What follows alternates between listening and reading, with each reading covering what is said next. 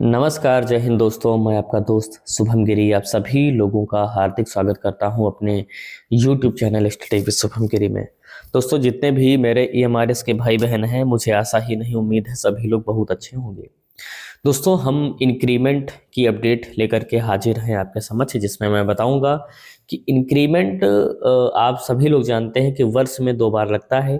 एक बार 1 जुलाई को और दूसरी बार 1 जनवरी को।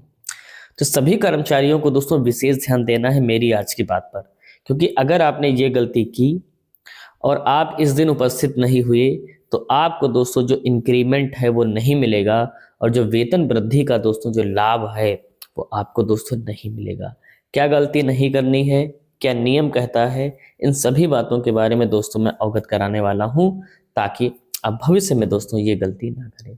दोस्तों, हम आगे बढ़ेंगे, मगर आगे बढ़ने से पहले मेरा आप सभी लोगों से निवेदन है कि दोस्तों, अगर आप गवर्नमेंट जॉब की तैयारी कर रहे हैं या आप EMRS में हैं और आप चाहते हैं कि ये सभी जानकारियां आपको विधिवत रूप से और नियमित रूप से मिलती रहे, तो आप प्लीज़ हमारे चैनल स्टडी विद शुभम गिरी को जरूर सब्सक्राइब करें और बेल आइकन को जरूर प्रेस करें, ताकि मेरी आने वाली सारी वीडियोस का नोटिफिकेशन आपको मिलते रहे। तो चलिए दोस्तों, बिना देर के हम अपने व्हाइट बोर्ड पर चलते हैं और आज का डिस्कशन शुरू करते हैं।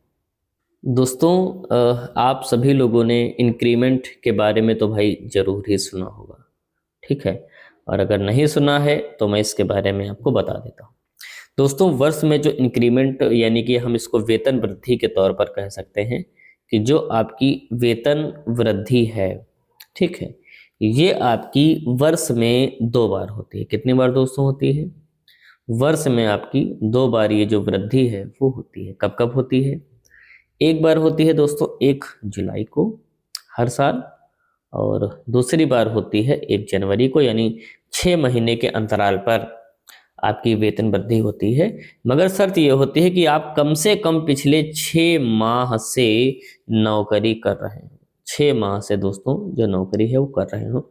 अगर आपकी जो पिछली अवधि है नौकरी करते हुए वो 6 माह पूर्ण नहीं हुई है, तो दोस्तों आपको जो इंक्रीमेंट का जो लाभ है वो नहीं मिलता है।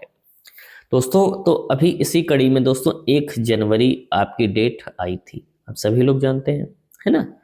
तो 1 जनवरी जब आई थी तो इस दिन और जो ज्वाइनिंग ज़्यादातर हमारे कैंडिडेट्स को हो गई थी वो जून में हो गई थी। यानी कि हम कह सकते हैं कि 6 माह दोस्तों जो हैं वो नौकरी करते हुए EMRS वालों को हो चुके हैं। जिन लोगों ने जून में ज्वाइन कर लिया था, जिन्होंने देर में ज्वाइन किया है, उनके साथ 6 माह नहीं हुए। मगर दोस्तों, इस समय एक बात बहुत ही देखने को मिली, कई स्टेट सोसाइटी में, कई सारी स्टेट सोसाइटी में विंटर वेकेशन था दोस्तों। क्या था? विंटर वेकेशन था, ठीक।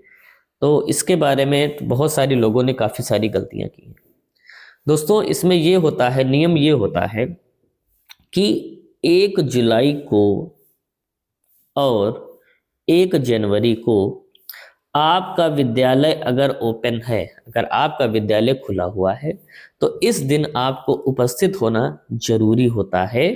आप अपने विद्यालय में, यानी आपका होना जरूरी है, आप किसी भी पद पर हो। कौन कौन सी डेट को? 1 जनवरी और 1 जुलाई। अब कंडीशन ये बनती है कि अगर विद्यालय में छुट्टी है, उसकी क्या कंडीशन है? तो दोस्तों, मान लीजिए कि विद्यालय की जो छुट्टी है वो 2 जुलाई को है, 2 जुलाई या 2 जनवरी तक है ना। तो अब विद्यालय कब खुलेगा? अब विद्यालय जो खुलेगा, चलिए हम जनवरी का उदाहरण लेकर के चलते हैं। तो विद्यालय कब खुलेगा? मान लो 2 जनवरी तक छुट्टी थी, तो विद्यालय खुलेगा 3 जनवरी को। तो दोस्तों, आपको हर हाल में इन 3 जनवरी को विद्यालय में उपस्थित होना अनिवार्य होगा, अगर विद्यालय बंद था तो। और अगर आप उपस्थित दोस्तों नहीं होते हैं तो आपको इंक्रीमेंट से वंचित रहना पड़ जाएगा। इस बात का ध्यान रखें। और इस डेट में आप जो ये छुट्टियां लेते हो ना, आप जो स्वयं से छुट्टी लेते हो, अगर इसमें आपने ले ली और आप नहीं पहुंचे, तो दोस्तों आपको इंक्रीमेंट का लाभ नहीं मिलेगा। तो जिन लोगों ने 1 जनवरी को ये गलतियां कर दी हैं, ठीक है, आपने अगर सिस्टम अपना कुछ बना लिया हो प्रिंसिपल के माध्यम से, तो एक अलग की बात है। अन्यथा की स्थिति में अब जब अगली दोस्तों 1 जुलाई आपकी आएगी, तो आप इस बात का दोस्तों ख्याल रखें कि आप इस दिन विद्यालय में जरूर उपस्थित हों और अपनी प्रेजेंट दर्ज कराएं।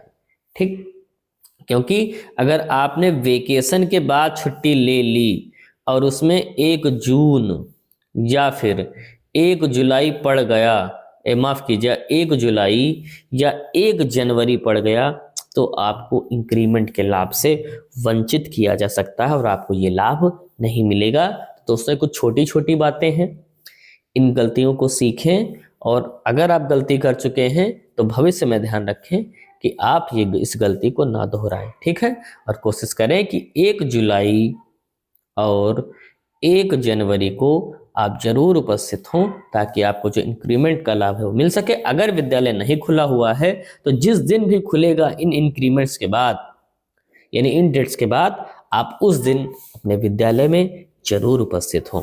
आशा ही उम्मीद है, आशा ही नहीं दोस्तों पूरी उम्मीद है कि आपको मेरी बात जो है समझ में आ गई होगी।